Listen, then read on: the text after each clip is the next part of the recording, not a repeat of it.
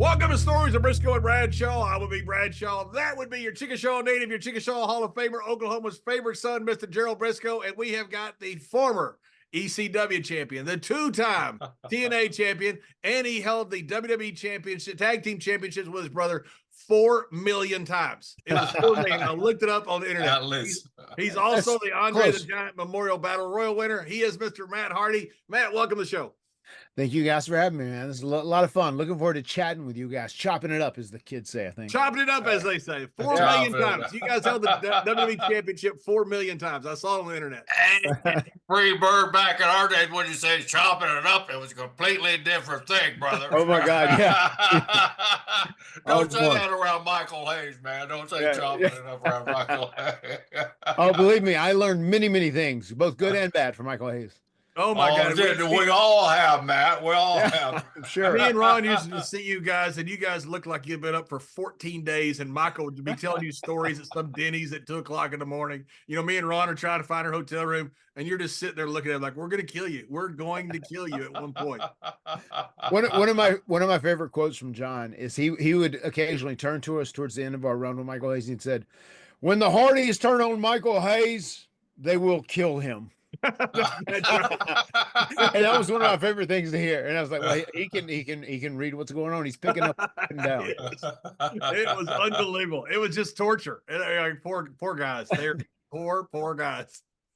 Yeah. Do you know about the first time we ever traveled with PS, John? No. So he told us, like, you know, we're going to be together. He said, we're going to be like the New Birds. He said, so what we need to do, we're gonna be brethren. We're gonna be brothers. He said, that means we break bread together. That means we travel together. That means we stay in we hill a hotel room together. He said, although you guys can alternate every single night who gets the cot. He said, because I'm gonna have a bed. Obviously, I'm the leader.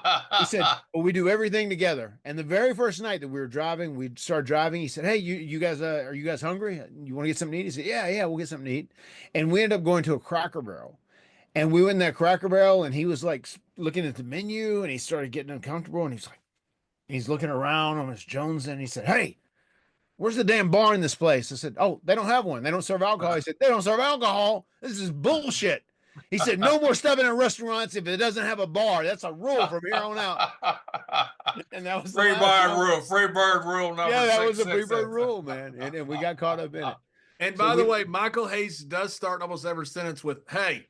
Yeah. Hey. I don't know where that started from, but it just, hey. He does. And then he ends up talking. We just lost Gerald Brisco. He's a Freebird fan. He's mad about that. Yesterday when I was cleaning out my deal, there it is, man. I found this in my shed, man. Dude, man. I found that, man. That's a pleasure. I'm going to start wearing this damn thing in honor of Michael. I've never worn a fanny pack in my life until I found this thing. When Michael came back, we worked in Buffalo or somewhere in a pay-per-view or something like that. And Michael came back, you know, and Michael was like smart. He just loved to bitch. You know, Michael's a tough guy. But he loved to bitch about being hit too hard. Like that son bitch could say anything about potato. Oh, God. Because Michael would hit you with that left, but you didn't know if it was going to be in your head or your hip. You just knew it was going to be a potato. Hard. Yes. Yeah, very hard. So when he came back, he goes, can you kick me any harder? I said, Michael, I kicked you so hard a 20-year-old 8-ball popped up. Yes, I do remember that, and you did. I did, yes, I did. And you did kick him hard. I did, but then he laughed about that. He goes, "Well, if I'd have known, I got it back again." There was one point. I tell you, those punches to the head were the worst thing that he threw, though. I mean, you know, it hit you in the head so hard, and he always did that damn knuckle thing. I never could understand why he wanted to do the knuckle thing. I had to hurt his knuckle. Yeah. Or at least I hope it did, because it hurt my head. I'll never forget that night in Buffalo you were talking about. Here, let's get. You want what, this? Look at this. Okay. All right. Take a pop. All right, cool, Matt. You know, let's go back. You know, man, you got what an iconic career you and your brother had. At what age did you guys actually start in the business, and how did you start, and who was your influences when you were first starting? I know you grew up in that Mid-Atlantic area, so, man, you had the cream of the crop to watch during that time. But tell us a little bit about the actual really early beginnings of the Hardy Brothers. Yeah, I mean, the first wrestling we were exposed to was Mid Atlantic and NWA, and we, we dug that, and then we discovered once we started kind of getting into wrestling a little bit, then we discovered WWF at the time, and we're like, whoa, this NWA looked like guys who were like our dad. Our dad was an old country man who like got up at sunrise and worked his ass all day long, went to bed at sunset. He wasn't an emotional guy. He wasn't a big I love you guy. He wasn't emotional. He was a provider, right? He would make sure that we had clothes on our back, we had food on the table, and we had a roof over our head. That's kind of what he did. So we would see these guys on NWA. We're like, this is like our dad and his friends. Like they'd really throw down and they just whip your ass and do whatever it takes, whatever else. But then we'd see WWF and it's like, this is like glamour and glitz. And these guys are like larger than life, breathing superheroes. There's really a huge difference in the production.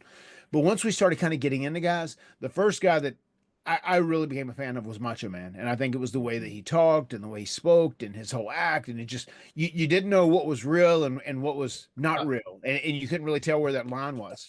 And then whenever we were obviously doing NWA and watching NWA stuff, big fan of Flair and the Four Horsemen. Also, actually, I did really enjoy Michael Hayes and Jimmy Jam Garvin. I enjoyed that version of the Freebirds as well. They were great. The Freebirds were awesome. I grew up Matt, pretty similar. I was in high school when the Freebirds were running with the Von Erichs, and I mean, they were the hottest things in Texas. I mean, the Freebirds set Texas on fire. I mean, those guys were awesome. Michael Hayes is so underrated. He sold out, as he's told everybody, the Superdome with the jump. He's not afraid to tell you, but he did do it. I mean, Michael was legit. I mean, Michael could draw money. He was unreal, and he is so brilliant. I mean, he did, and Jeff and I say that all the time. He taught us more than anybody else did in pro wrestling, just because we came to him and we had like kind of a mindset of like how we were doing things because of kind of how the business was changing at that time. But then he really like said, this is what the people have to buy. I remember one of the most instrumental things he told us. He said, the people in the first 5 rows, he said, when they see you punching someone or they see you striking someone, they have to believe it's real. He said, because if they don't believe it's real and they can see through it and it's bullshit, then it'll be bullshit. And they won't accept you as being real. He said, yeah, you guys can do all those flippy flying maneuvers, this, that, and anything, but people have to believe that you could really whip someone's ass. So when you prove to people, especially the people watching you in those first 5, 6, 7 rows, that you can really whip someone's ass and they're like, damn, he's laying a whipping on this guy's ass, then that will make you a lot more credible. And it's so right. It's so true. Yeah. When my first meetings in the Sportatorium, when I was there, the Von Erichs were there, Freebirds were there. And Michael Hayes, how there's always one guy that does the talking, and Michael was the guy. Michael was the one guy everybody listened to, and Michael says, "Here's what we're going to lay out." And he laid out the entire thing for everybody, and all these great legends. And Michael, Michael's always been known as that one smart guy. Yeah. In fact, Road Dogg one time told me, he said, I went to Michael and he goes, I said, hey, Michael, I haven't got this idea. And he said, before I left, Michael had outlined a 6-month program, including 2 pay-per-views. And Road Dogg goes, I don't think I can do that. Right. Yeah, he's just a savant. He just wrapped it in a crazy package. Yeah, so I mean, go ahead. There were some times Michael would throw ideas out that would kind of, relate to who we really were or correlate to the style that we had. But then I would notice that some of these ideas, they would sound crazy, but they'd end up being great. But then some of them would be too crazy and too much. Like, for instance, he said, hey, I was thinking about this when we first had the No Mercy 99 ladder match against Edge and Christian. And that's the map that legitimately put us all on the map, right? It was like the big turning point for us and turned us into like being legitimate stars in pro wrestling. And I remember Michael said, hey, he said, is there something you could do where you had a ladder down? It's like a teeter-totter. He said, and maybe, you jump off the top rope and you hit one end of the ladder and Jeff's standing on the other and he goes flying across the ring and does like a big clothesline or a big crossbody. And I was like, well, I mean, that kind of sounds like Looney Tunes, like a Looney Tunes cartoon, you know what I mean? Like Roadrunner. And I don't know if we could do that. I said, but there is something interesting. If someone did sit or get on that and it was like a teeter-totter, it would pop up and you could use it like as a weapon to hit someone. And we ended up creating a spot out of that idea. The first idea was a little wild. But he thinks out of the box and doesn't put any limits on where his thoughts go. I think Michael came up with that watching Looney Tunes and eating his Fruit Loops that morning, and he presented it to you. Probably how he came up. Or he may have got it the night before after he got all tuned in. And that's right. That's right. Yeah. The best thing about how old were you guys when you first started getting? How did you get into the training? Because I've never heard that part from you. Yeah. So the first time we begged our dad for a trampoline for years. He eventually got us a trampoline for Christmas. and we cut down trees in the forest. We had garden hose, and we took wire that he used from some of his farming endeavors, and we put wire through this garden hose, and we like built a little makeshift ring, and then we emulated what we saw on TV. And then we had a guy come to us who lived in Robbins, North Carolina, which is about 35, 40 minutes away from here. And he said, "Hey, my name's Kenneth Morgan." He was very much a Carney guy, right? He said, "My name's Kenneth Morgan." He said, "I hear you guys do pro wrestling back here. You wrestle on a trampoline." He said, "Well, I've got this innovative concept. I've got a wrestling ring that's 18 by 18, but in the center it's got a trampoline. You can get a boost off of it, and you go into the corner, you get a boost, and you do this." And he says, "It's a different concept, but I'm starting running tours on all the fairs here in North and South Carolina." He said, "Would you guys like to come work for me?" And we said, "Okay, sure. We'll give it a shot." And that is how we first got in front of crowds. And you're how old? And you're how old? And how old is Jeff? I am 16 or 17. And Jeff is 15, probably. Wow. How big were the crowds? How much were you making? How was the shows? How wild was it working on like Trampoline? Yeah, it was. He would get $300 a night. We would do like two nights there. Well, that's not what Jeff and I would get. He would get $300 for the whole show, but he would have about 8 people on the show. So we would probably get $25. You know, that was about what our cut would come down to. So he did that, and we toured with him to, you know, several different fairs. We did the Moore County Fair, which was Carthage, North Carolina, about 15 minutes from where we both went to high school. So we had like friends that were there, and they thought it was real cool. And there were probably 300 or 400 people there, you know, just whatever would assemble around this wrestling ring that were in the, you know, in the county fair. So that is how that worked. And we started doing that for a while, and about 8 or 9 months into it, and he didn't have a lot of shows during the summer. It was more during like the fall and some during the spring. He said, "I'm not really making any money doing this. I don't know if I'm going to do it." And then we offered to buy the ring from him, and we bought the ring and converted it to a full-fledged regular wrestling ring that had a regular, normal, hard-ass floor. And about that time, there was someone who had heard about us doing these shows at all the carnivals and all the county fairs across North Carolina, South Carolina. And it was Italian Stallion and George South. And they asked us to come to PWF, which was Professional Wrestling Federation, and he ran every weekend. And he said, "I want to bring you and some of your other guys here." He said, "Because I need some more guys to take to WWF to do extra work. I need some more guys to work with me." He said, "You can make some money if you do it, but if you come do all my shows, you know, I'll kind of teach you the psychology. I'll kind of teach you the terminology and how the business works and whatever else. And then you guys will get an opportunity to go to WWF." And that's kind of how that all started. First time we went to WWF was in May of 1994. You said something during that, teach you the terminology. Now, when you're wrestling these guys, basically Carney shows, you had no clue what the terminology was or working or all that. Or were they stiff guys out there with you guys or what? Yeah, no. Well, once we worked with Stallion, we did, but the guys who were with these Carney shows were kind of, he found just local guys around. Some guys that were in schools that knew a little bit about wrestling, but not a lot. Once we got with Stallion and started working with his guys, like, I'll never forget Jeff's first match there. Jeff Hardy, first match in 1994. He is 16 years old, and he may have been 15, but 16 probably. And then he's working George South, and Jeff says, "Okay, well, you know, is there anything you want to talk about before we go out there?" He said, I'm just gonna call it in the ring." Jeff said, "I mean, you sure you want to talk about anything?" He said, "Nah, just listen to me out there, kid." And Jeff, they get in there, they lock up. He backs Jeff to the corner, gets away, backs off, clean break, and he says, "You know, come on." They lock up, and he grabs Jeff, and he says, "All right," he says, "I'm gonna grab a headlock, tackle, drop down, get it again." And Jeff said, "What's a tackle drop down?"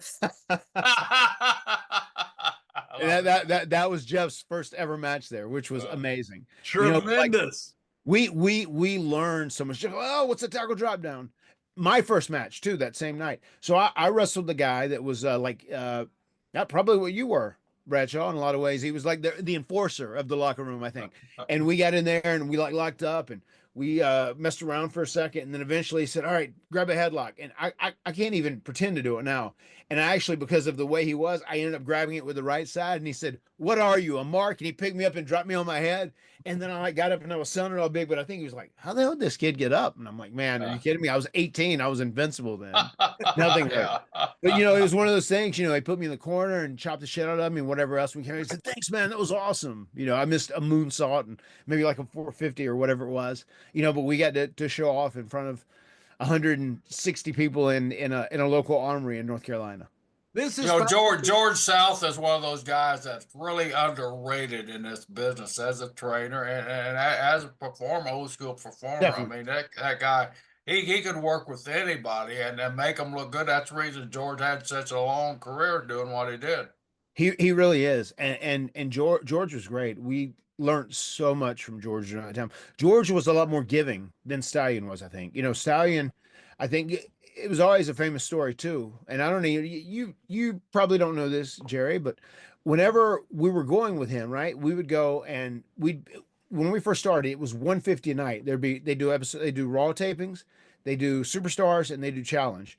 And of that 150 a night, the very first night we went, we didn't even know this was coming, right? Once again, I'm 18, Jeff 16. We drive with Stallion. We do our first shot. It's in Youngstown, Ohio. We get in the car. We're going somewhere in Pennsylvania. And he drives like 6-7 miles outside the arena, kind of pulls off. We're in the middle of a rural area. It's very country. And he says, "All right, boys," he said, "if you guys want to go to the next town, I'm going to need $100 of that 150 you made tonight. That's the booking fee, boys." And Wow. he would take $100 every night of the 150 we would get. And he did that each time. And then his guys started getting upset because his guys were more like local yokels who were kind of like weekend warriors. They weren't, trying hard to be a professional wrestler as a career. They just wanted to kind of do it a little bit. And they wanted to go to TV one time. So they would constantly book myself and Jeff and Jason Arndt, my buddy who was in the Mean Street Posse, Joy Abs. We were the guys that would typically get booked, and a lot of Stallions guys said, "You know what? If you keep bringing these Hardys and their crew, like, we're gonna stop paying you to be trained and everything else because they always get the TV time when we go to WWE." And then he left us behind one time, and it happened to be in Georgia. So we took it upon ourselves to drive down there. I talked with Jay Strongbow, and I said, "Chief, I can, if you just contact me, I can bring my guys, and we have a couple other guys that can come, whatever else." And that's when we finally got in. And I think they ended up stopping booking Stein at that point. Wow. What a story. I'd heard this before, but I hadn't heard the whole story. That's so interesting to hear. You had a lot of guys like that back then. You had a lot of guys that would, take advantage of different guys and for money and different things. That's the first time I've heard. I mean, I've heard guys taking their booking fees and all that, but I've never heard somebody threaten to leave you in the middle of a country town unless you pay $100 for transportation. That's out there, man. I mean, that's some of the things that you guys had to put up with just to satisfy your passion for this business, which was fantastic. When you're mentioning you were about 18, you couldn't get a rent a car or anything at that time either, could you? No. I mean, even when we got hired, I mean, we were 23 and 21 or whatever, 20, and there was a lot of times where we were on that developmental deal, and we would get a voucher for cars because like our hotels and cars were taken care of. So sometimes I would go, sometimes I'd roll the dice, and they would give me the rental car. Sometimes they wouldn't, and we'd have to, either ask someone else to get it, or we would have to just do whatever. We'd have to get a cab to the building and then catch a ride with someone else. But we ended up, we knew the Headbangers because we worked with them in Smoky Mountain a couple times. We ended up being booked there. We worked in Smoky Mountain a couple times, and we ended up kind of working it out so that they would come in and I could sign over the voucher to Chaz, and then Chaz would like sign and get the car because he was old enough, and we ended up traveling with those guys for a while. Man, this is fascinating about this trampoline. I read this thing about you, and I thought it was interesting. But here, listening to it, it's just fascinating to me. How was the ring built? Was the ring actually trampoline, and was there sides coming up it so you didn't like land in the crowd or anything? Was there? No.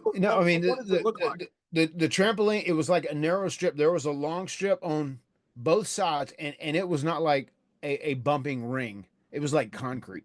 But we wanted to go up there and take all our bumps. We'd go up there and do suplexes and body slams and brain busters or whatever it was. Like, we're like, hey, look at us. We're like real wrestlers. We're not jumping on the trampoline, falling there. But then, like, literally, you could run around, jump into the trampoline, and then bounce into the corner. And some guys would do that, and they would either bounce to fly out over the top rope, whatever. It was very weird.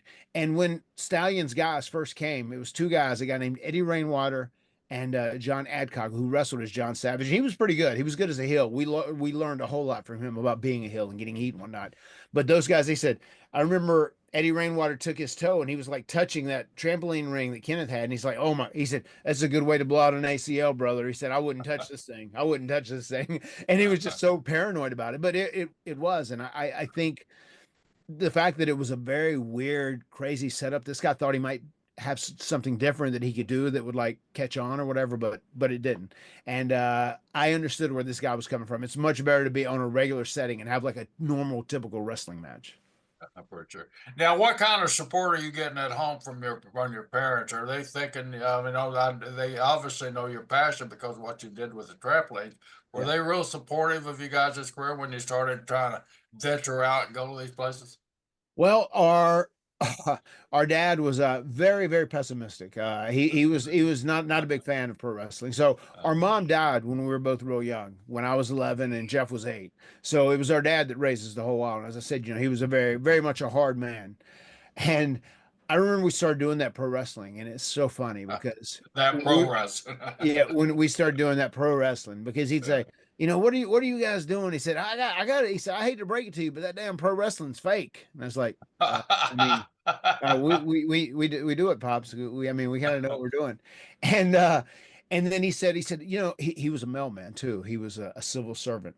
So he said, what you guys need to do is go down, take the civil service test, stop driving 8 hours to make $25 and coming home hurt and all this bullshit. He said, you need to take this test, go get your job, be a mailman, have some insurance, have some benefits, where you can like live a good life. You can do that. And he was always, he was pessimistic of everything we did until we made it to WWE. And then we finally started making some money. And then we got hot and successful. And then he became our biggest fan.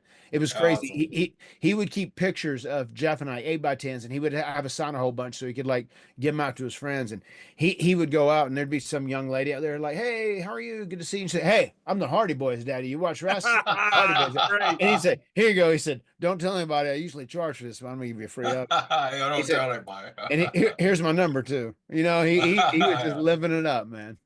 Great. That is great.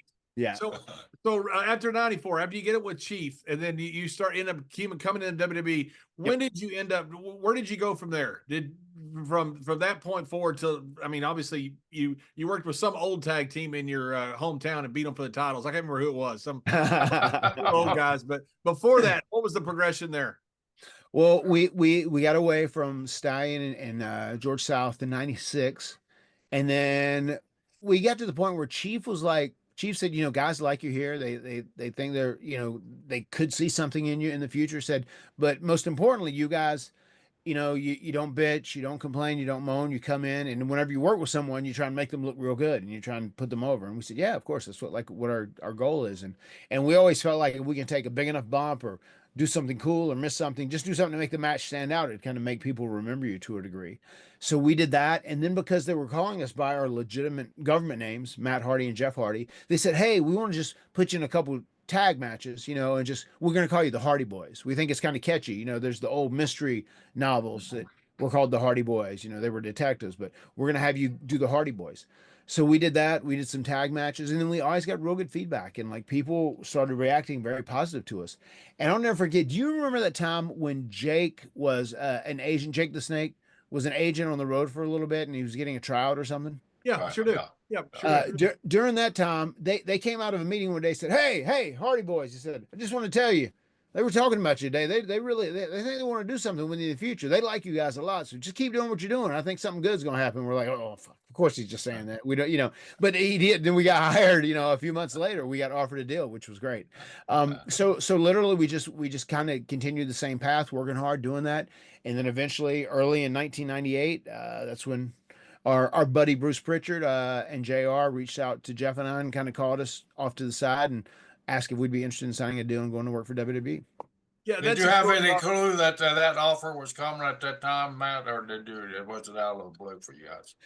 We kept hearing positive things, but once again, it was wrestling, and we'd been doing it for a Yeah. long time, and we kind of got we were doing just being booked as extras helped us out on indie so much because we were doing so much indie stuff, and we became so much more seasoned as workers, over the course of those 4 years, just from getting that exposure from WWE. So they kept saying good thing. Hey, we hear good things. We do this. We saw you guys were in the magazines or whatever else, and we were expanding out, and people were starting to fly us to different places to work, and we were getting bookings everywhere. Wow. And then once they were there, Jake had said that thing like sometime in mid late 97, and he's like, yeah, I think they're gonna, they might hire you down the road. They're talking about it. They're interested in doing something with you. And we're probably like, oh, he's just blowing smoke up our ass, but it turned out apparently there was a little bit of interest, and we happened to be at the right time at the right place. Yeah, and I've always thought there were a few heydays of tag team wrestling. Obviously, the Kangaroos back in the 50s, and some great teams you had then. The 70s, you had the Briscoes and the Funks, and then the early 90s, I thought was a great time with the Steiners, the Road Warriors, Ricky and Robert. I mean, some great tag teams. But I thought the late 90s held up to any good, as good or better than any. Had Edge and Christian already been hired at that point? Had the Dudleys been hired at that point when you guys were coming in? Um, Edge had just got hired right when we were getting hired. He got hired right before us. Christian got hired about a couple of months after us. We went to the funking dojos together. We were in dojos with Christian. We went to two, and then we both started TV at the same time, which ended up being Breakdown 1998 in Hamilton, Ontario, Canada. That's where all three of us started. Myself, Jeff, and Christian. Right. Now you mentioned Funk. Did you go up to Stanford to the warehouse up there to get any training? Yeah. Yeah, we went up there. And you guys had a hell of a class up there too, didn't you? Oh my God. Yeah. I mean, it was a star-studded class. They had so many guys with such great potential. I'll never forget. I was in one of Kurt Angle's first matches, and I've been doing indies now for 4 years, real solid, like real indies and some good indies. And I'll never forget getting in there, and I think I was going to be the bad guy in the match, and I ended up backing Kurt to the corner, whatever, and like poke him in the eye, and then I start chopping him, and as I'm chopping him, he's like, and I'm chopping the shit out of him, and he's looking at me like he's gonna kill me. Like, what the fuck are you doing?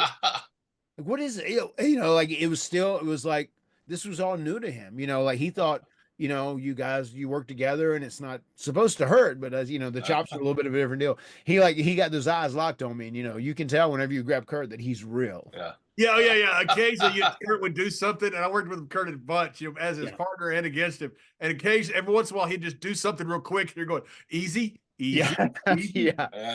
I acknowledge you, gold medalist. Yes. Yeah. Kurt and Brock, like the explosion. Just the suddenness is just unbelievable. I mean, they're on another level when it comes to being an athlete. Wow. Yeah. When did you start to realize this is a pretty cool tag team era that was developing? Did you think that initially? And when did you start thinking that? I did. I mean, I felt like even after we first started and we were wearing tights, and it was almost probably, I would say we modeled a lot of our style after the Rockers. Those guys, we dug them. We thought they were super cool. And some of the stuff we wore, because we used to wear those, crazy plaids, and we had all these different designs and whatnot. We'd have tights, and Jeff would wear tassels, and we'd have headbands and whatnot. And we would go out and we'd wrestle. I remember, like, once we got into 99, I remember thinking like, wow, this is like the tag division's really good now, and it's really picking up. And then once we got with Michael in April of 99, I think, and the tag division was really picking up. Like there was a lot of good stuff because the Dudleys were just getting ready to come in, and you had Too Much, which became Too Cool. And I think you guys were started up about that time, right? When did you and Ron officially start? I think about 98, 99. I'm not exactly sure. Yeah. Somewhere around that time.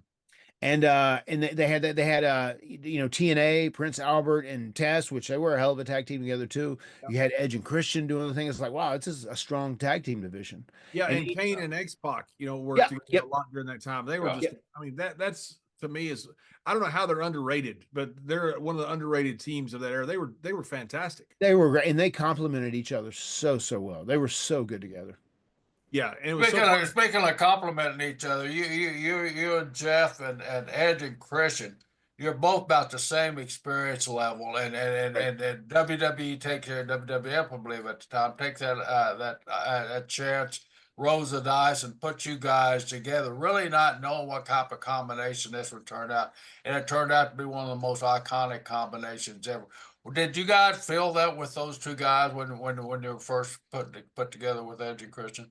Yeah. From the very first time, like we could tell whenever we met Christian, like I said, we were in those dojos together and we ended up traveling to Toronto and we ended up stopping by his house for a minute. And like his mom and dad were so proud of him. And oh, we got to go to, Hamilton, Ontario because we're starting TV tomorrow. And we talked and we were like the same age. We kind of had the same experience of doing stuff and we kind of had the same mindset about the way we could kind of see things happening in the business as far as like guys of our size. And then once we met Adam too, he was like right on that same wavelength. And Jeff and I, as I said, when we got exposure and we were doing tons of indie matches, one of the things Jeff and I did all the time all over North Carolina in front of 50, 40, 50, maybe 300 people, we would do ladder matches and Jeff would put on a mask and he'd call himself Will-O-the-Wisp. And it would be Willow versus Matt Hardy, which I was Surge at the time was my gimmick name. And we would have these ladder matches. And we told those guys in 99, we worked we had great chemistry. We said, you know what? I think if we could ever get to a ladder match between us, because we were very inspired by the Shawn Michaels Scott Hall ladder match at WrestleMania 10. That was like a big deal. We thought that was like the coolest thing ever. And we said, if we could ever get to a ladder match, I think we could like do something real special and make it into something very, very memorable. And we ended up pitching that a little later and we ended up getting that best of series, which was going to like culminate in a ladder match. So it was very cool. That's one of the first things I can think of that we actually suggested that ended up happening, coming to fruition. And it was during that time there, that's when you first got hooked up with Michael Hayes too, was with early stages the Edge and Christian and you guys, right? Yeah, that was a little bit before that. We hooked up with Michael in April, right after Mania that year, and then we were with him for probably we expected to be with him longer, but we was with him for probably 2.5, maybe 3 months, and like. Well, to tell you the truth on that, Matt, Vince didn't like that idea at all. He didn't like Michael going back and becoming a town. I mean, he was deadly against. And I'm the one that really took the ball for Michael and said, hey, man, this guy could really, really improve all four of these guys. Well, if you think so, let's go ahead and do it, though. But there was a lot of resistance with Vince being with you guys. Yeah, I do know that. Oh, look, here's another one. This beautiful baby there. Oh, wow. Yeah. You want to say hello, Barty? Say hello. Hey, sweetie. Hi, sweetheart. Hey. All right, buddy. Let me finish. Jerry, I didn't know that. I didn't know there was hesitation about Vince's part to put Michael with him. Well, Michael was doing commentary that time, and he was so good in commentary. And we didn't. I mean, you look back on those days, we didn't have a lot of great commentators on the show. And Michael was in, and it was taking his time from the commentary desk to be with these guys. And Vince really liked Michael doing what he was doing, on the commentator side of it. So there was resistance like crazy with it. But it was working. When it started working, that's when Vince said, hey, maybe this is going to go somewhere. It was. Now, because I know when, we were blessed enough to be able to work with Ron and John, and we were able to, wrestle them for the titles in Fayetteville, which is like 35 minutes from where I sit right now, 35, 40 minutes, which is the closest thing to a hometown where WWE would come. And once we got to that point, like Vince really dug what we were doing a little bit. But I think once Vince realized like we kind of got to the point where myself and my brother could handle ourselves and we knew what we were doing ourselves, he was ready to take Michael away and have him. Exactly. He didn't want that extra weight around you guys. He used Michael to kind of get us to a point, and then Michael was going. And I'll never forget when Michael said, "Hey," he called us one morning, like we were on the road doing loops, right? And we had a long 350-mile drive the night before, and he was like calling us at 7 o'clock in the morning. Said, hey, we got to have a team meeting. He said, Vince is going to try and take me away from you guys. We got to stand up for ourselves. And I said, all right, we'll come talk. And then we talked. And he said, all right, so we got to just sit down with Vince and we got to tell him. He said, you can't take Michael from us. He's our guy. It's like, well, look, man, I'm new here. I'm not gonna. I want everyone to be happy. I'm gonna go along with the flow. I said, thank you for everything you've done. Hopefully it works out. It's probably better if you talk to him. You're in a more senior position than myself or Jeff.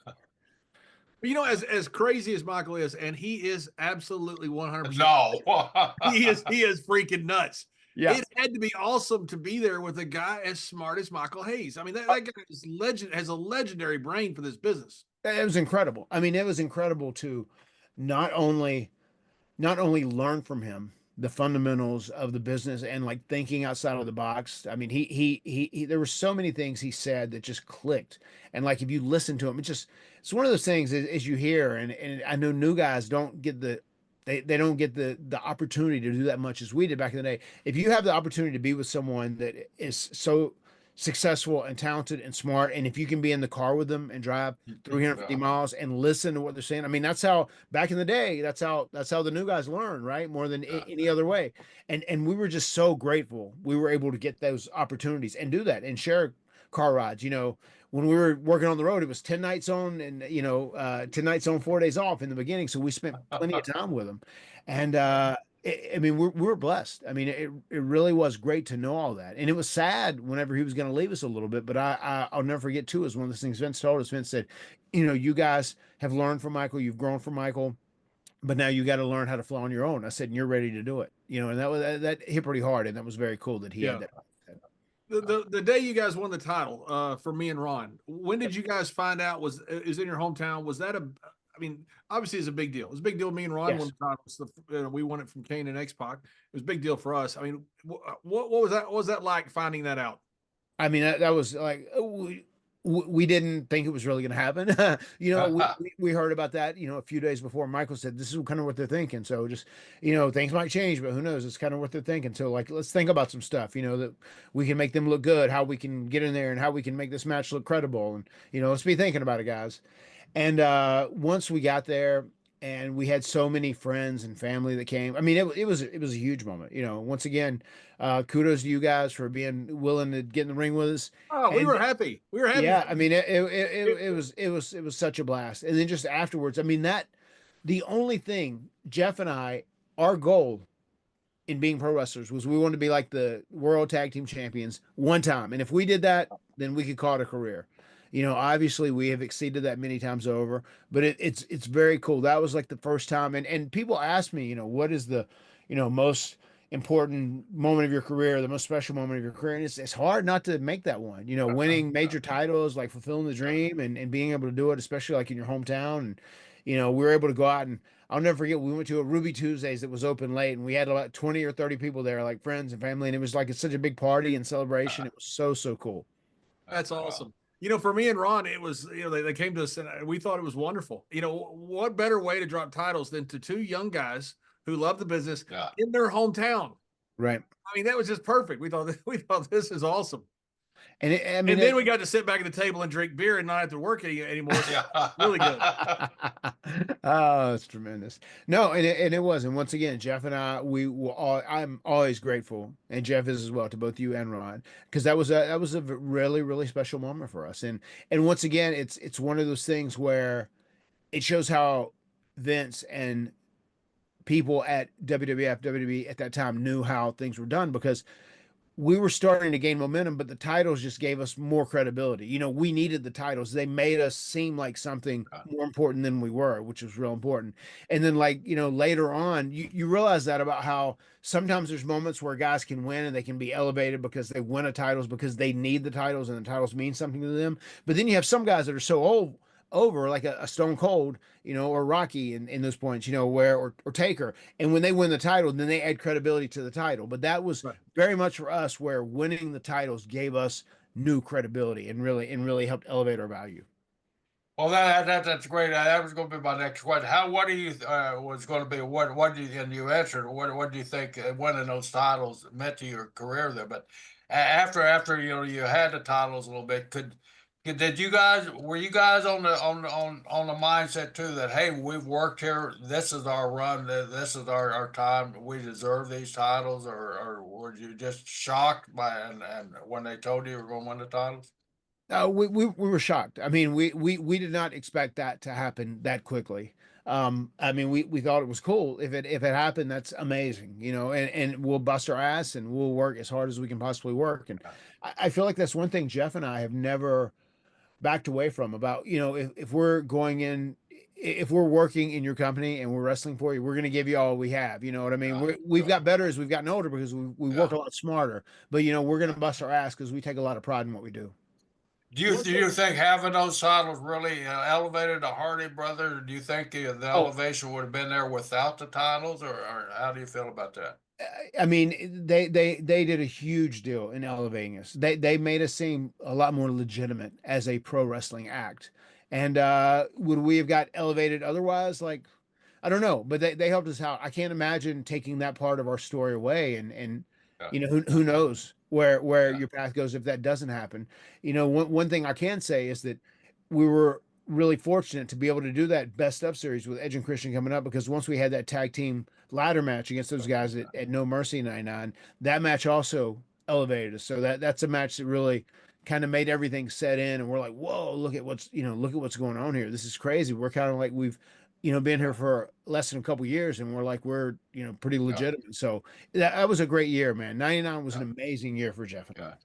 And then you're right. I mean, the elevation part of it, but you're sitting there too, and you're looking around. Ron and John, I mean, two Yeah, established heel heat yeah. getting guys. Edge and Christian there. The Dudleys are getting hot. There's so Mhm. many different combinations that really elevate. And here, you guys were probably the youngest guys in the dressing room at the time, and here you guys are sitting there holding the world championship. Man, that had to make you feel good.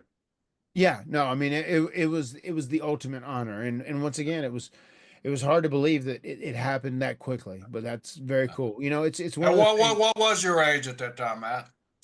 Um, at that time when we won the titles, we would have been, this was 99, 4. I was 24. I was Wow. 24 and Jeff was either 21, 22. Yeah, young. Yeah. Yep. So, Matt, one thing, when Ron and I were sitting there watching you and Edge and Christian go through something with your ladder match, and somebody asked Ron, said, "What would you do if they called that when you were in there?" He said, "Tag John." So we were so freaking happy that we didn't have the athletic ability to be in the ladder matches with you guys, because our career would have ended somewhere during one of those matches. We know for sure. But when you guys started setting that up, I've said this so many times that, like, the first ladder match with Sean and Razor, Right. there's no template for this. They had one ladder. Yeah. That ladder breaks. It's a disaster. I don't know what they would have done. Yeah. You guys didn't have a template. Now they have a template. Some of the current guys off what you guys built. I mean, that had to be. I mean, you guys were flying into parts unknown with that. Yeah, it was something new. And also, with that being said, it was scary and it was intimidating in some ways because we're going into new territory, but also we're getting a blank canvas and we're getting to paint it for the first time. Right. So, so many people, we hear it all the time, they go, "Oh man, you guys, you and Edge Christian, especially the Hardys, because you guys did it all and you guys did all the crazy stuff, like y'all the OGs of the ladder match." So like if we hadn't been the first ones to do that type of ladder match and have that style of ladder match, I don't think we would have been remembered that way in history, which that's really cool because we got to paint a blank canvas for the first time ever. It is pretty cool. And then you had the tables, ladders, and chairs. Yeah, wow, yeah. I mean, that was just a masterpiece. But that has the ability to also be an absolute car wreck, a disaster. Yes. It could go the other way. I mean, you guys are really kind of playing a zero-sum game here. Of you guys are going to walk out either huge heroes or like, what the heck were we thinking? I mean, did you guys feel that going into it, that you knew that there's huge risk on both sides? Yeah, it's different when you're working with inanimate objects out there and you're taking these huge calculated risks, right? We were nervous about it, especially I think the one we were the most nervous about was kind of like the blueprint for technically the first TLC match. The first TLC match was SummerSlam 2000, but that WrestleMania 2000 was a triple threat triangle ladder match, and that was technically the first one because we used all those items in there, and it was us and the Dudleys and Edge and Christian, and we were figuring out as we went along, and we were figuring out ways to integrate things and try and build, like style, try and style it after a regular wrestling match where it builds as the match goes on and then comes to some big crescendo before you're finished. And we kind of figured it out. We made some mistakes in that very first one. Looking back in hindsight, as we went on and did those, there was WrestleMania 2000, there was SummerSlam 2000, TLC 1, and then WrestleMania 17 in Houston. in the Astrodome, which was the best one. And I think by that time we had really like locked in and we'd done a good job at focusing on like trying to tell a story within those contexts, within those parameters of being able to use a ladder, table, and chair, and also having to pull the belts down, because it's most important in those matches, that you're trying to win. You can go out there and like make it a stunt show, but that doesn't really sell. At the end of the day, you have to be trying to win when it's all said and done. And if you are, and the key, and I'm gonna jump in. The key to you Yep. guys is still, you guys were telling stories in these, Right. in these spots too. and you couldn't set a ladder up underneath the titles and then go up there and jump off onto your opponent. That didn't make sense. So it wasn't just a stunt show. It had to be really well thought out. You had to really make sense of what was going on. And if you were going to do some kind of big dive, it had to make sense of why you're there and why you're not trying to get the titles and win the belt. So we're really happy how all that came along, especially from a psychology standpoint, as we all improved and got better once we kind of knew what we were doing. Yeah, and that's what I thought was the difference, and I'm not, bashing the guys. They work very hard, since then, a lot of these guys, but it's turned into a stunt show, and you guys didn't make it a stunt show. Razor and Sean didn't introduce the ladder the first time for about 8 or 9 minutes into the match. And you guys were doing stuff that made sense as far as the storyline. I mean, you guys created a real cool arc around it. And then you had all the crash test dummy spots. Like, right. Oh my God, how are these guys alive? When you guys walked out, now we knew it backstage because I was there at down in Houston at WrestleMania. We all backstage, we knew it. Did you guys, when you walked out of the ring, knew that you had hit a grand slam? We felt it, yes. At WrestleMania 17, yeah. We had a pretty good vibe on what we were doing, and we knew everything went really well. And the crowd reactions were there. Everything was smart. It made sense. There wasn't any like glaring errors where they're like, hey, why'd this guy do this? That didn't make sense. Why didn't you just grab the titles? We were really on top of our game at that point. And we felt like we hit a homer for sure. And that's with working with Devon, who had the glide path of a sofa. Yeah, exactly. He truly did. Whenever it's so funny that the guy who did have the aerial beauty of a sofa, that's the guy that Bubba had jump off the top rope and do the what's up every single That's time. right. You got to see a sofa flying through the air. It was also a good rib on him at SummerSlam when we kind of we penciled everybody in. We penciled Edge and Christian in certain roles, and I was doing something already. It had to be Jeff and Devon hanging from the titles, trying to get them down, and Devon was petrified of heights, right? And I'll never forget. I could even hear on the floor, Jeff's up there kicking him. Jeff has no fear in the world. He's just as comfortable hanging up there 20 feet above the ring as he is laying on a sofa somewhere watching TV. And he's up there pulling up and he's kicking Devon. And Devon says, Jeff, stop kicking me. Jeff, stop kicking me. He said, I'm on ball. He said, I got to get my concentration. And he's up there, and eventually Devon does drop, and he takes a flat back bump, and God bless him, he had the guts to do that, and he was terrified of that, but he pulled through.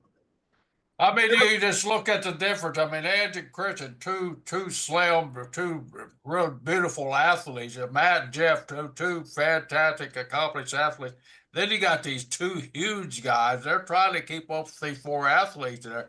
I mean, I can see Bubba and Devon's trepidation about doing that stuff. Their bodies aren't built for the same way that you guys' bodies are built to do that stuff. But they were game, and then they unified any hesitation with them doing spots and all, right?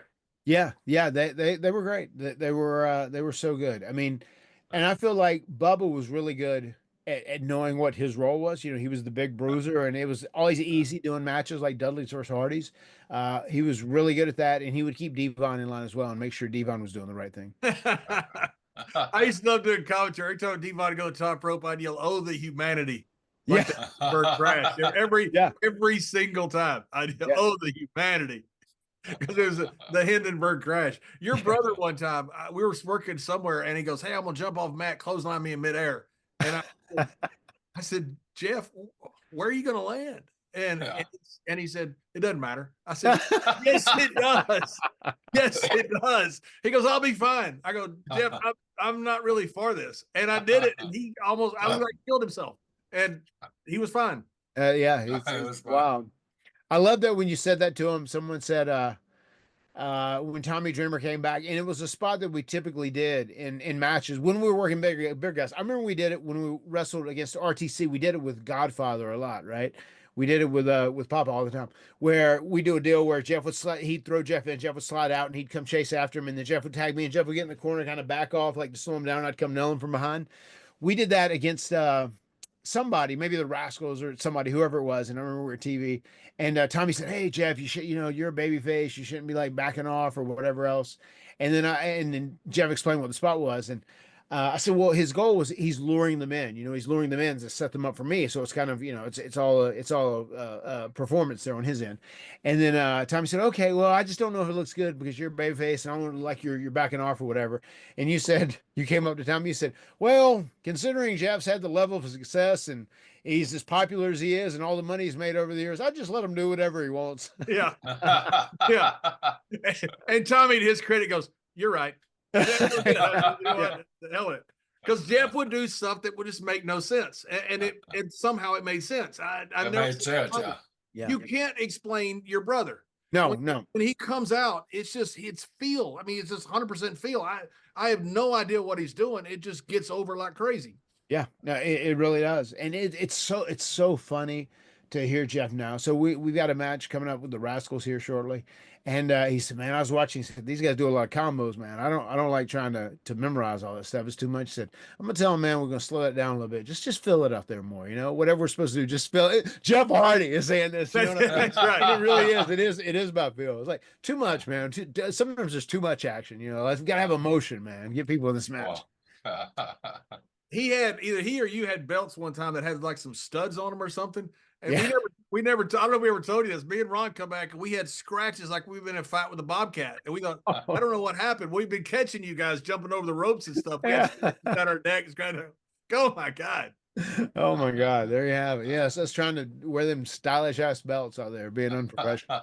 That's right. People forget the guys catching, the Morocco. Yeah. They only talk about super snooker. They don't mention Morocco catching. Right. Me and Ron were the catchers. Those guys do great stuff. Wait a minute, we're catching them. Yeah. Not that we deserve any credit, but you guys would get so many of the double ones because it would be like, you would catch me and then Jeff would come out and do a front flip. Then you have to take the hit again, boom. That's right. Or it'd be a crossbody, catch me, Jeff drop kick you off the top. You get it twice. You were double dipping. Yeah. Did you find, Matt, during these times, I mean, you got to keep changing up, and you guys, it seemed like you had these ladder matches and table matches many, many times. The evolution is that how really the tables got added? Because you got to change everything, and then you're having tables, ladders, and chair matches. So what was the evolution of all these things, and what brought them about? Well, I think a lot of it. So after we did the tag team ladder match with Edge and Christian, No Mercy 99, they were talking about doing a little program with us and the Dudleys, and they were looking for ideas to do some kind of special match and something that would stand out at Royal Rumble 2000, which was at MSG in New York City. And then I just suggested, I said, tables is their big thing, and they did that. And Jeff and I, we did tables a lot on the Indies. Like, what if we had a tables match with these guys? And like Bubba liked it, agreed with it, and we ended up doing a deal where you had to put both of your opponents through a table offensively to win the match. So I think the evolution of the TLC match ended up becoming, we were kind of represented by ladders. The Hardys were the ladder guys. The Dudleys were the table guys. And we said, well, hold up, there's chairs. Let's stick those to Edge and Christian. So each one of the three teams had like their particular weapon, and then we just integrated them all into one match. Okay, cool. Not meaning to jump around everywhere, but I was thinking about the Swanton, Jeff did at Madison Square Garden, through the table. And when you guys returned that one time, and I don't remember if I was doing commentary or not, but I got to call some of the greatest returns ever. I got to call some of the greatest spots ever. I got Seth Rollins cash in at WrestleMania, Dolph cash in. I got to call the Dudleys returning in Brooklyn, and I think I'm not sure if I did or not, but I remember I was there certainly for sure when you guys returned later, and then Jeff did the big Swanton. Yeah. That had to be, and I know we're jumping around everywhere, that had to be an incredible feeling to come out like that after all those years and then have that incredible reaction. Because that was one of the best reactions. I mean, I'm telling you, I'm putting it up there with the greatest moments that I've ever seen. I've been in the business 30-something years.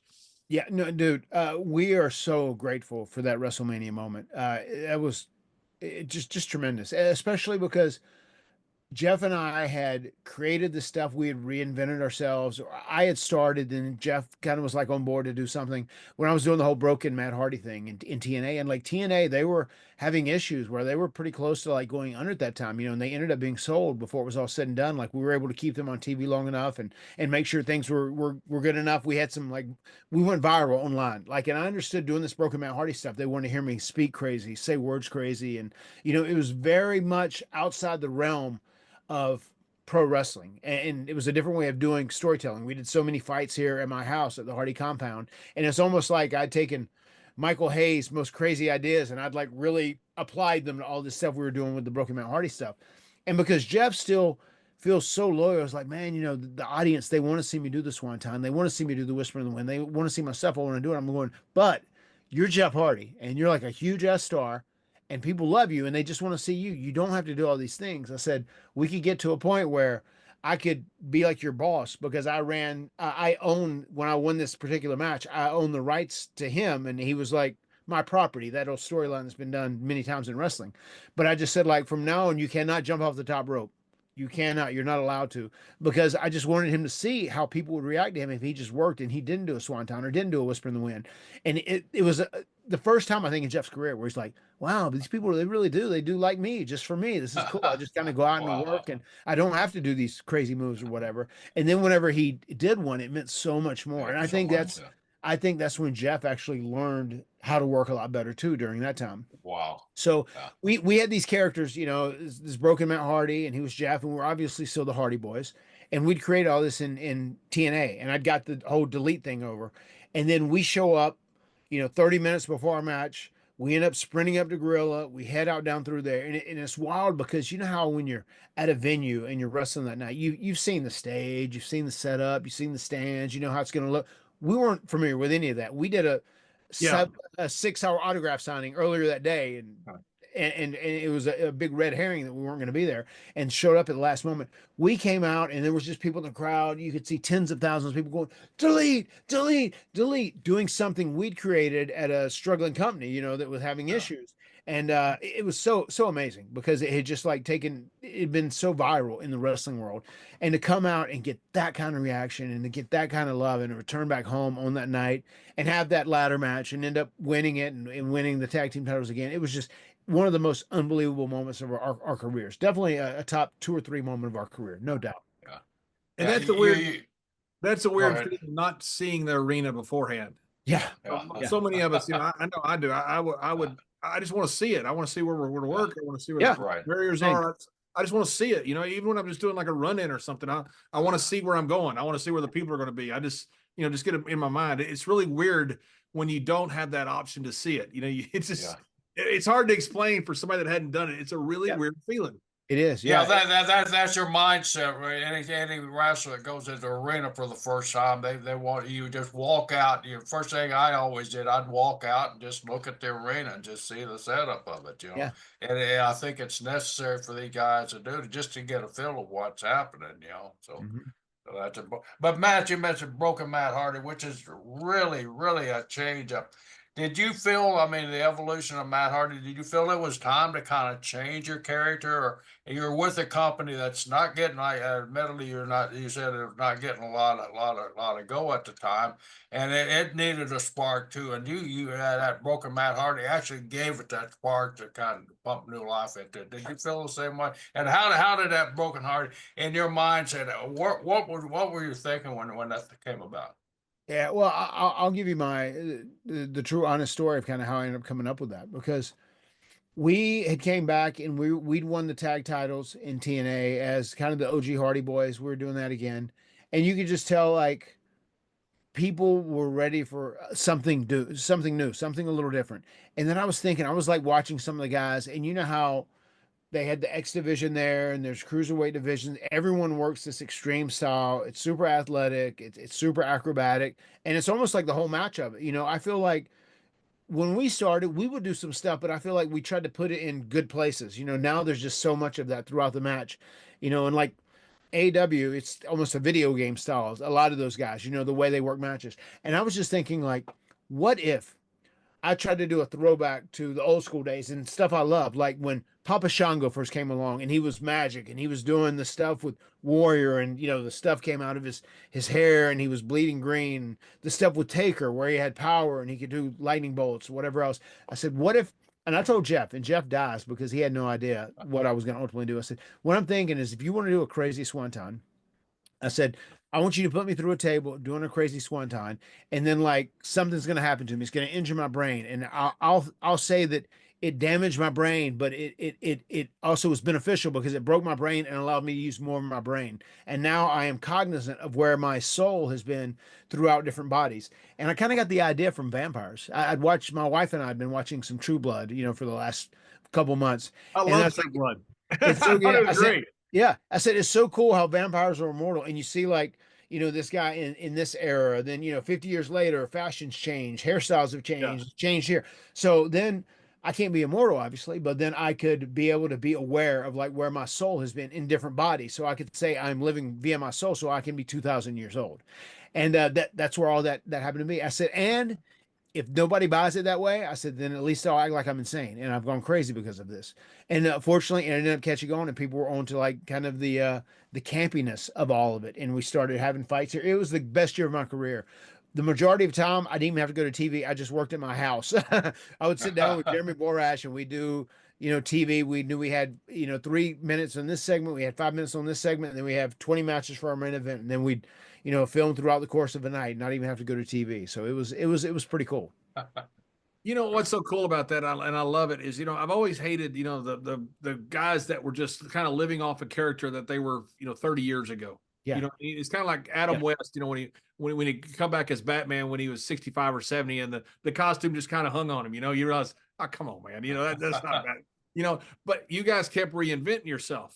So you're the Hardys, but you're the Hardys 2025 now. And to me, that is such a difference than trying to be the Hardys from 1995, Yeah. which the Hardys from 2025 may be a better iteration. And in my opinion, they are, because you guys are drawing huge crowds at TNA and huge crowds at your signings, which me and Ron are always jealous of because you're the ones that are making all the money.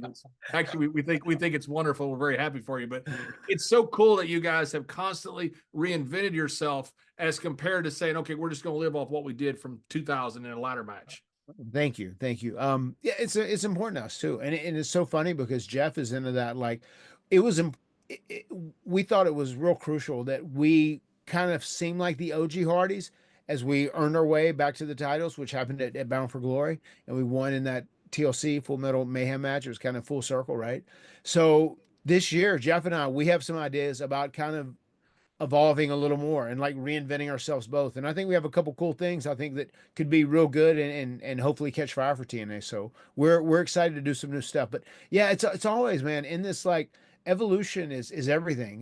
Whenever you change from, you've changed several times through the year. Whenever you did JBL, it was the coolest thing ever, and it was great that he was so successful. It was just so entertaining. It was truly a heel. And that's one of those things that I have huge respect for. It's something I've always wanted to do in my career. It's just always make sure you change with the times and kind of update to be current in whatever your current situation is. Yeah, I want to go back to working with your brother some, but like in TNA right now, you mentioned TNA, and you're out there all the time with TNA, and you guys are doing incredible business. I mean, it's you're selling out every place that I've been to that has TNA. You guys have sold out. I mean, it's pretty remarkable. It's got to be pretty cool to go to a company that's I don't know. I don't know if it's upstart's the right word, but whatever it is, it's just fun. I watch your shows, the pay-per-views. I think are excellent.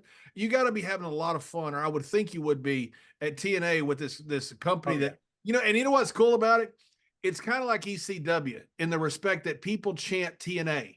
Mm-hmm. People don't chant WWE and people don't chant WCW, Right. but people chant TNA, kind of like they did ECW. It's pretty cool to have that kind of homegrown feel, I would think, with TNA, isn't it? It is. And the fact that they do that, there are so many similarities between TNA and ECW. I feel like, TNA is a place that doesn't have a massive budget. I think it's growing. The Canada deal is real good. I know they're actively working on trying to get a better media platform in the US and also around the world. They would love to do streaming somewhere. And I think that stuff can happen as long as we continue to stay the path.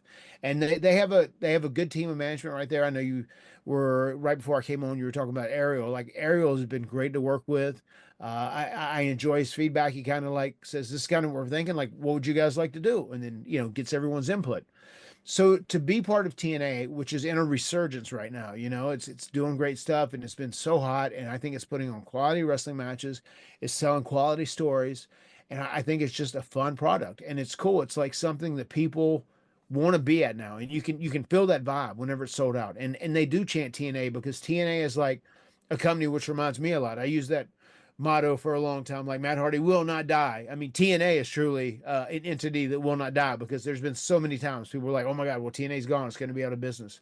But they've just got, they've got a lot of good stuff going on between Joe Hendry becoming viral, getting real hot. He's such a special act. The exchange they have with WWE and NXT. Nick Nemeth, I think it was a big positive that they were able to get him and he came in and he became the champion. I think Jeff and I helped out with all that, but they just have a lot of good things going on right now, man. And I'm really excited for 2025 just to see how much they can continue to grow. And I've been so impressed with Tommy Dreamer, Yeah. I guess the main booker behind the scenes. Yep. I mean, I have just been blown away by his brain. There are a few guys, that can put stuff together. You talk about Michael Hayes. Tommy Dreamer's one of those guys. And when I talk to him, I've sat with him during a few of the shows that I've come to, and he would sit there and tell me some of his creative thoughts, about different matches and stuff. He just has a handle on everything. It's good to have that good long-term booker that's there that knows the business. Yes. And he has been great. He's been very hands-on with us. And I love the fact that I'll just say, like, hey, what do you think we have coming up, or what direction you want to go in? And he lays out a direction. And it's always nice to know that, sometimes when you work at a bigger place, they don't want to give you any knowledge of what is happening ahead or whatever. They try and keep everybody in the dark because they're worried about stuff leaking it. But like Tommy knows his crew and he knows who he can talk to, and he knows, right. That's what I mean? And that's what's important at the end of the day. Yeah. He knows who the Stooges are. Yeah. So he knows he can tell you, and he knows he can tell you and it won't get out. Right. Hey, Matt, you're lucky to be here because I almost got you killed one time by the former boxing heavyweight champ of the world. Yeah. That's a great story. My God, I don't know that story. Tell it. Oh my God, this is the craziest story. I got to ask you first, how did this all come up, and what were you thinking putting on gloves with Evander Holyfield? I'll never forget. Wait till you hear the whole story, Jerry. You're gonna, if you hadn't heard this, you're gonna be shocked. I hadn't heard it. It was told to me in such a nonchalant way. So MVP had a physical, and they found a condition with his heart, and they had to do something. It was a pretty simple procedure, but they had to knock this out real quick. So I was supposed to box him because we were having these competitions, all across WWE. We were doing basketball, we were doing chess, whatever it may be, who's better than who, all these competitions. And then we're going to be having a boxing match, and his heart condition came up. He couldn't do it, so they pulled him out. And then Michael Hayes called me a couple days before. Said, of course, it was Michael Hayes. Michael Hayes called me a couple days before. He said, "Okay, Matt, I just want to tell you, we've been able to get a replacement for MVP." I go, "Okay, cool. Who am I going to be boxing?" He said, "Evander Holyfield," and hung up. Evander Holyfield in MSG. So we got there that day, and Evander, after he got there, it was a priority. They said, make sure you take Matt in there, introduce him, make sure he's comfortable, make sure you talk to him. And Evander was real cool in the beginning. I remember they said he wanted to talk to you and he wanted to kind of get a feel for you because they're always concerned if someone is doing like an exhibition boxing match. They want to make sure it's not like some guy who has boxing training. He might could try and knock him out to make a name for himself or whatever. And then we get back there and we're messing around. I said, so I'm thinking we can do a little bit like this, a little bit like this. And, you go right here. He said, go ahead, throw a couple. And I threw a couple at him. He said, oh, man, we good. He said, if you want to try and swing at me and hit me, you can.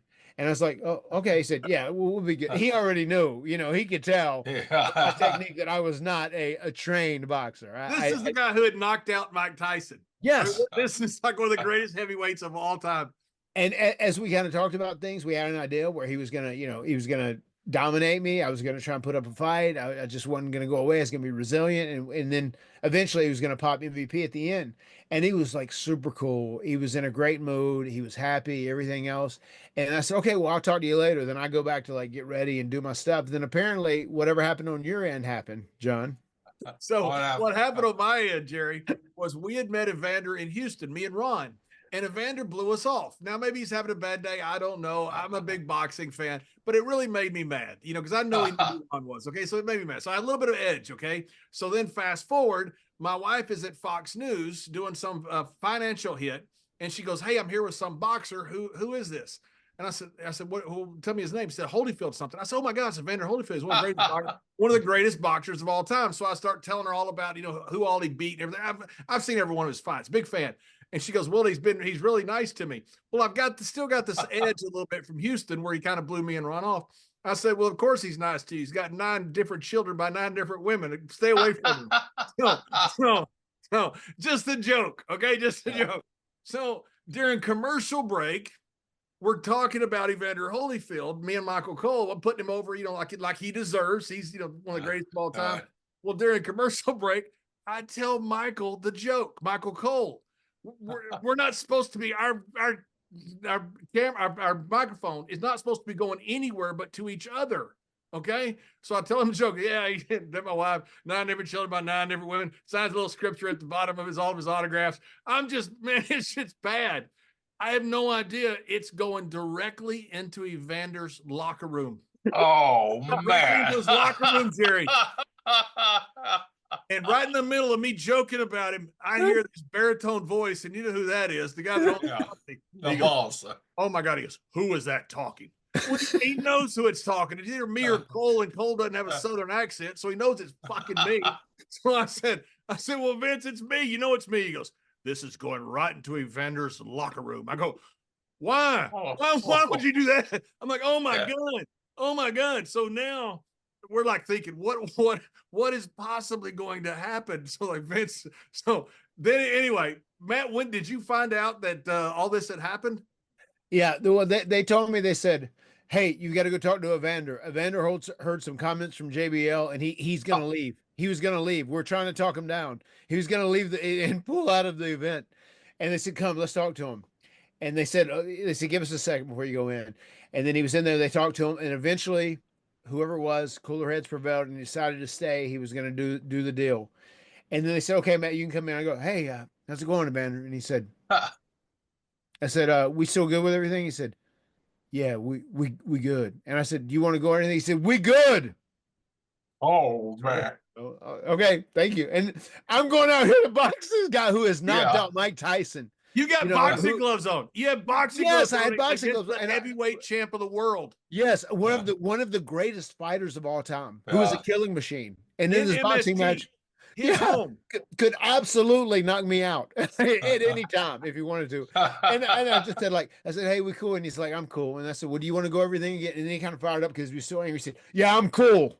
I was like, "Holy shit." I remember going to the ring. I'm like, "Well, I have no idea what's going to happen when I get in here."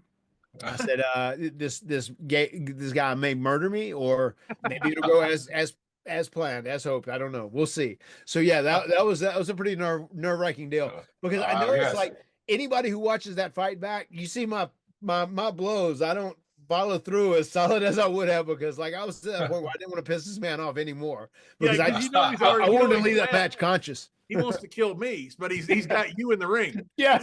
Yeah. Does he come to you later, John, and say? No. I went to his locker room afterwards, because I went straight to his locker room afterwards, and I thought, whatever happens. As I was going, Ron goes, "Leg dive him." I go, "I hope come to that." Leg dive him. And I'm sure Ron laughed too. If it comes to that, I'm in trouble. So I went to his locker room. I mean, because I was dead wrong. You got to always assume, as Vince said, that microphone's live, and I shouldn't have said that about a guest that was on, for our program. So I went to his locker room, and there's one of either his friend or his security guard was standing at the door, and he was right behind it. And I went up to the door and I said, "Hey man, I'm John Layfield. I'm the one that said that about Evander. I wanted to tell him that it was from me, not from WWE. It was horribly unprofessional, and I wanted to apologize, but I want him mainly to know that that did not come from WWE. That came from my lack of professionalism. Not so I want that for me." And he was right behind him. He could hear, but he was still behind. And the guy looked around at Evander, and just goes, shook his head no. I said, "Okay, I've said my piece. Just want to let you know, I apologize for what I said, because it was not professional to say that about a guest that was at our thing." So the next day, I got to go see Vince. So Vince calls me into his office. Well, which is that's never good either. Oh boy. I walk in there and he just looks at me and it's like shaking his head like he's incredulous. Like, what is wrong with you?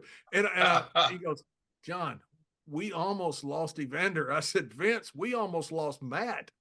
And Vince started laughing. He goes, you're right. Oh my God. Yeah. But that was the breaking point with Vince that he started laughing. I said, we almost lost Matt.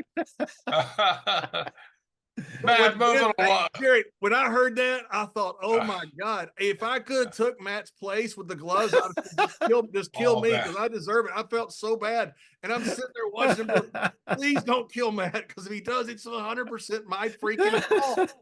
Yeah, Matt deserved one of those times where he just takes the boxing gloves off, walks over the commentator's desk, and drops him in front of him. All right, John, you're doing it. We're trading places. Yeah.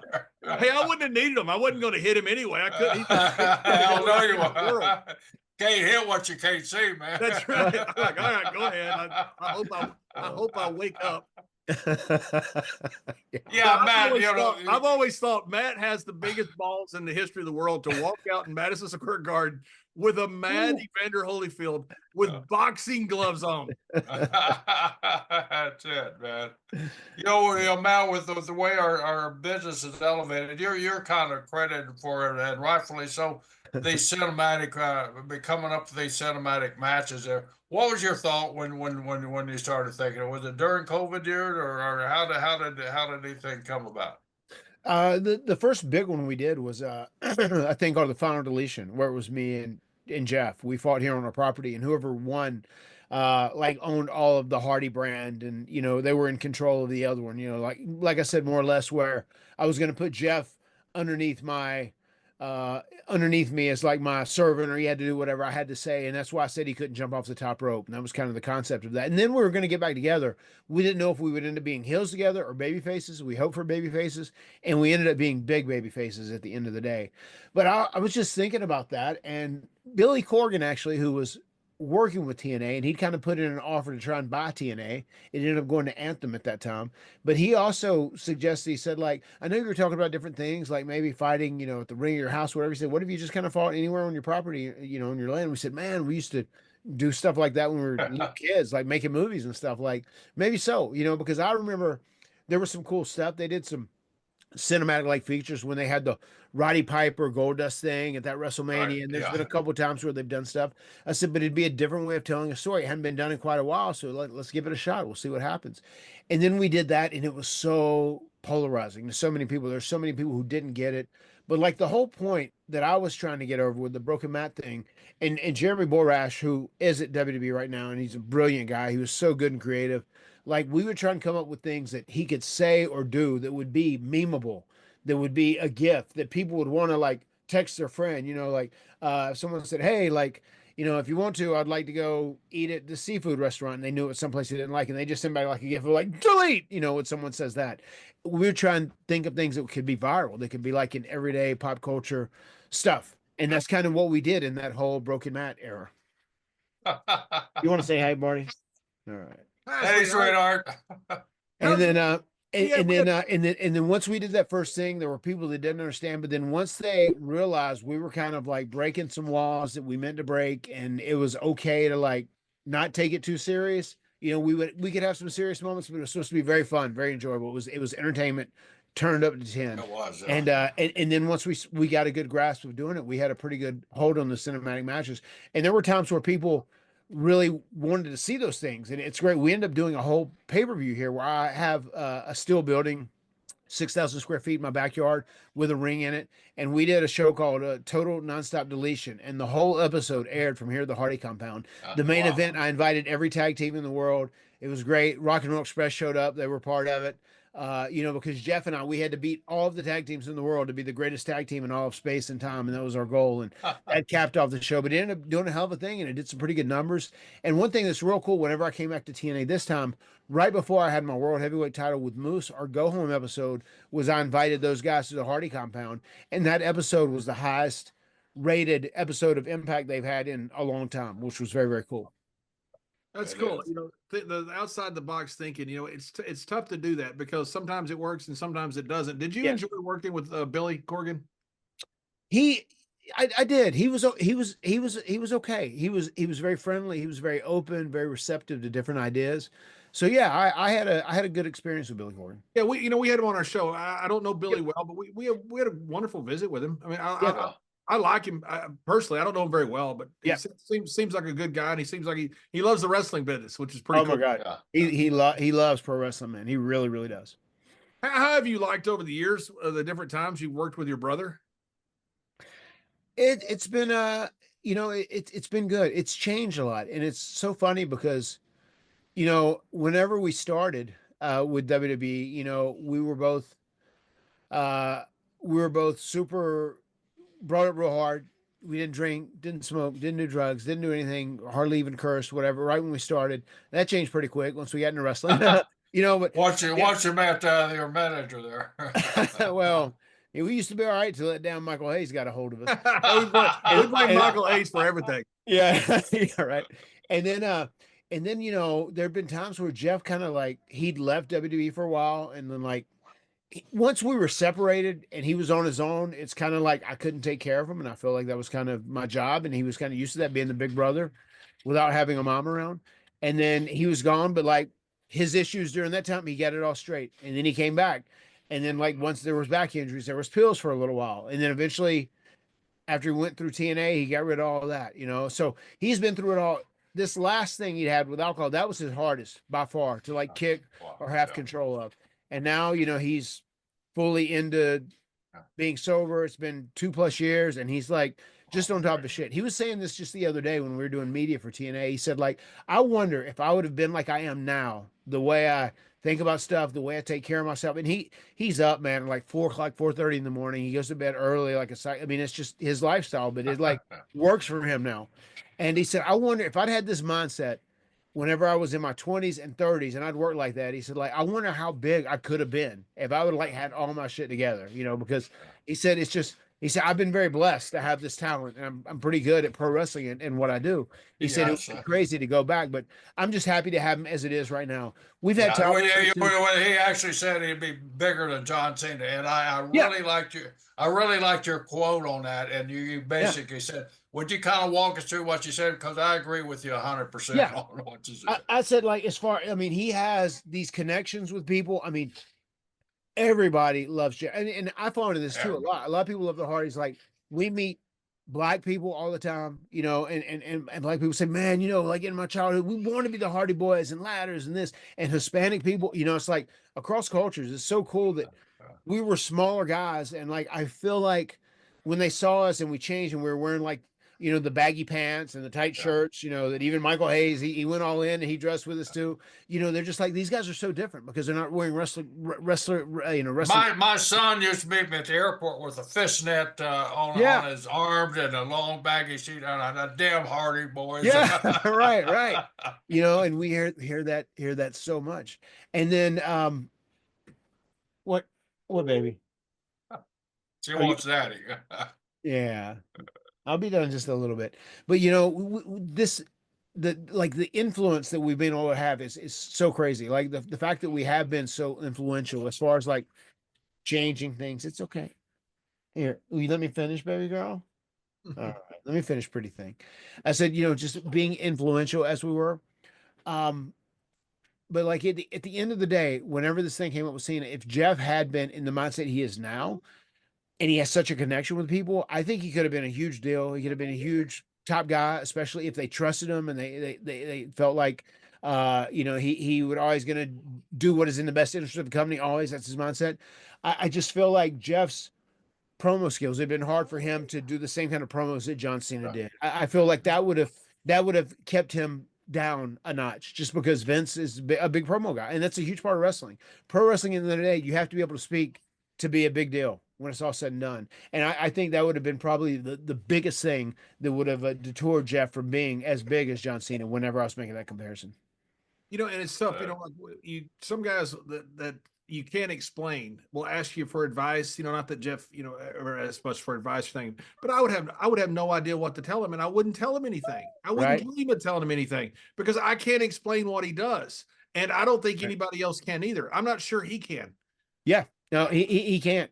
It's so funny. He asked, they said, "Hey, how many times have you been world tag team champions?" He said, "Oh, I have no idea." He just, he is, for so long, I've thought about this. Like, it would be so interesting to like live in his head, like just not aware, not concerned, not worried about things. Just he lives life, a day at a time.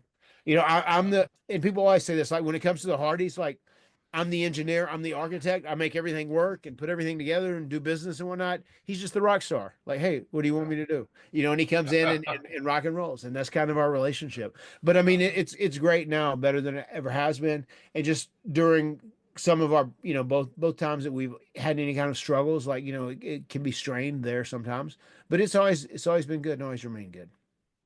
And what do you think is next for you guys? I mean, you guys have just re-signed what I saw on the internet, which has to be right because it's on the internet. Of course, yeah.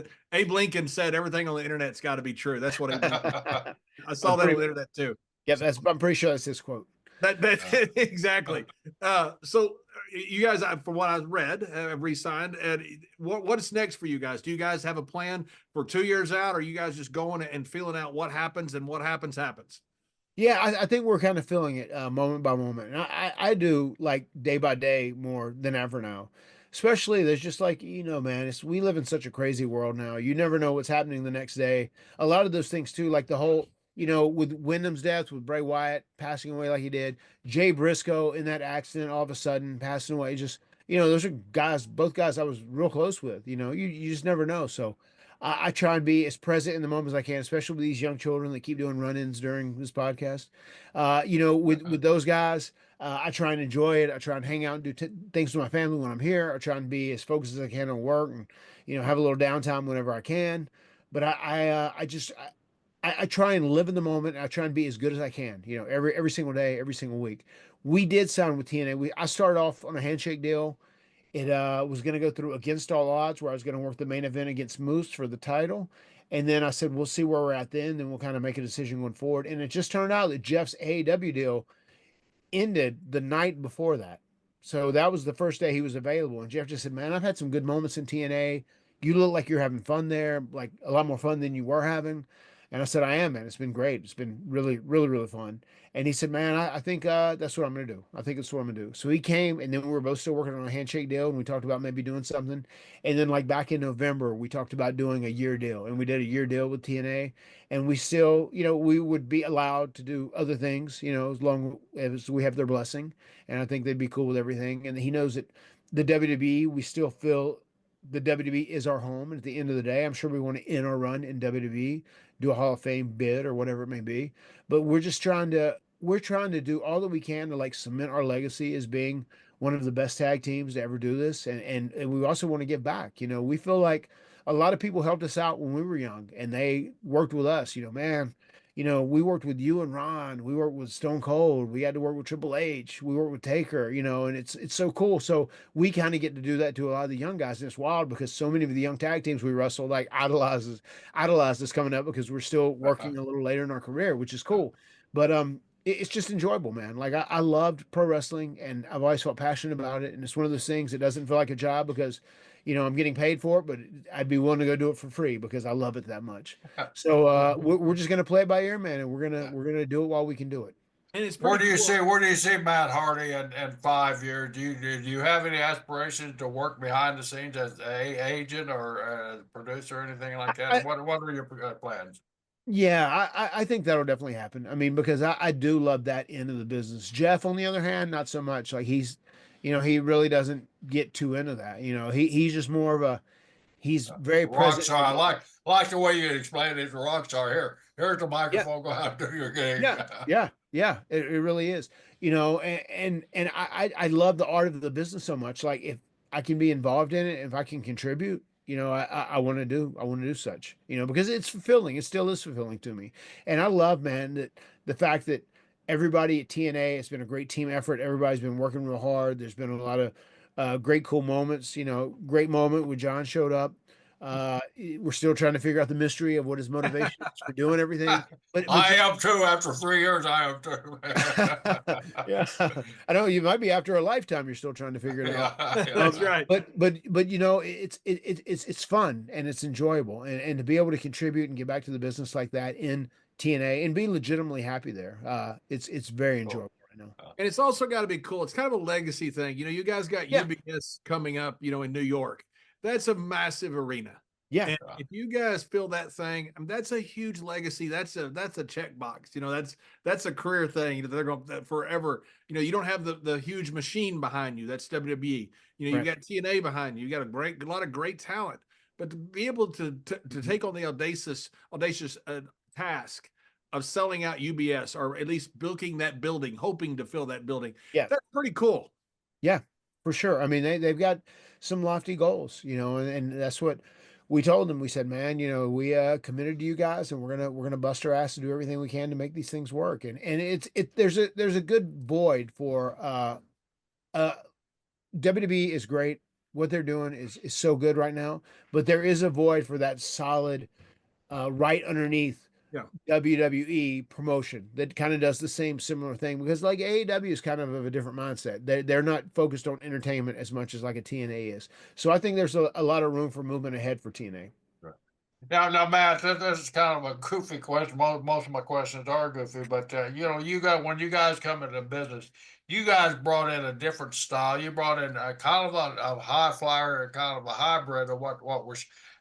Do you see the modern day matches? I mean, John and I are about positivity. We don't knock anybody on the show, but the business has changed so much. I mean, even in your era, I mean, it has changed.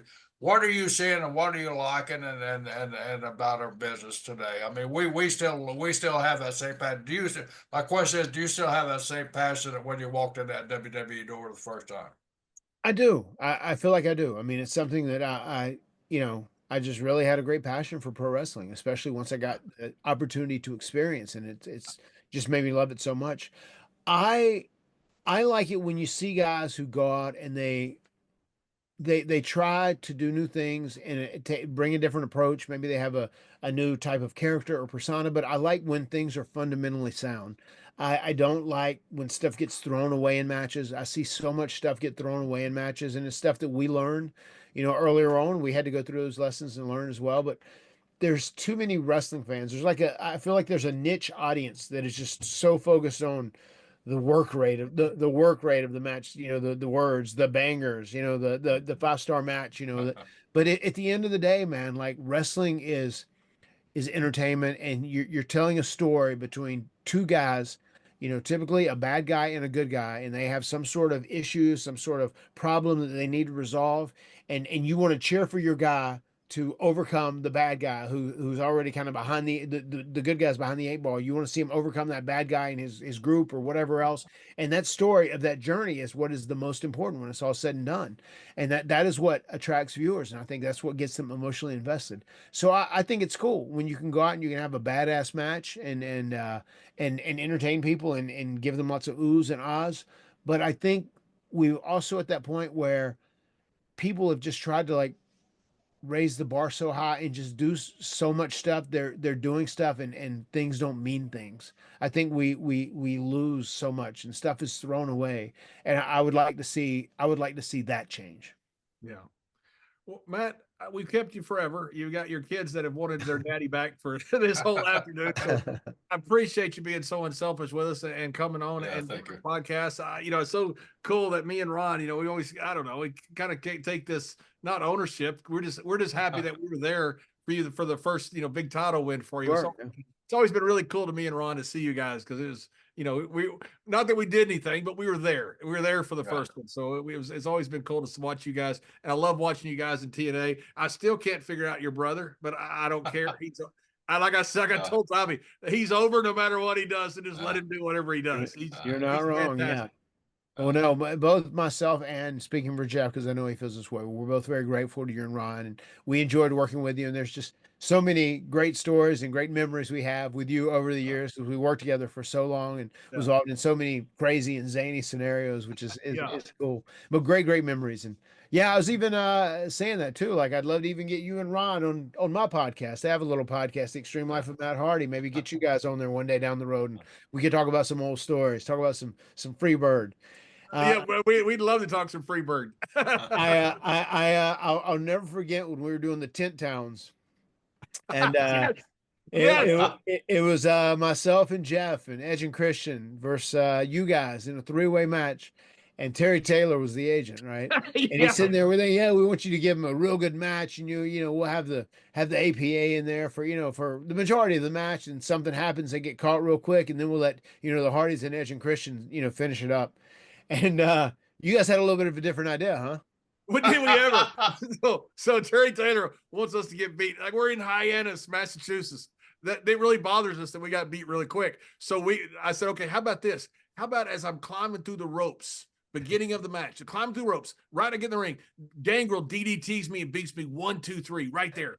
And Terry Taylor goes, yeah, that's a great idea. Ron goes, yeah, that's a great idea. So Ron walks down to the ring. He's got his boots untied. He's still got his watch on. He's still got his necklace on. He's got no tape on, nothing. He's got his trunks on with no knee pads underneath them. He never gets into the ring. He comes down. I get DDT'd. 1, 2, 3. I roll back out. We're in the car and halfway down, half an hour down the road by the time the match ends. Jerry, he came to the ring with his jewelry on. He had all his jewelry. Ron had all of his rings, his watch, his neck. He comes to the ring and his boots aren't even tied. He doesn't have his knee pads on underneath his tights. I can't understand why Terry didn't put that in the agent report. Ron walked down. Ron never got within 10 feet of the ring. He's standing in the aisle. I get beat, roll back out, go with Ron. We're in the car before these guys even locked up. John was just getting in the ring, and as soon as he pulled him in and DDT'd him, Ron just started walking back to the dressing room. Right. He wasn't gonna make a save or nothing. I forgot all about that. That was so good. Well, Matt, man, it was a pleasure having you on here. I hope we have you back here sometime in the future with both you and Jeff on there. So yeah, for sure. Yeah, this is a lot of fun. That'd be great. Thanks, Matt. All right, thank you guys.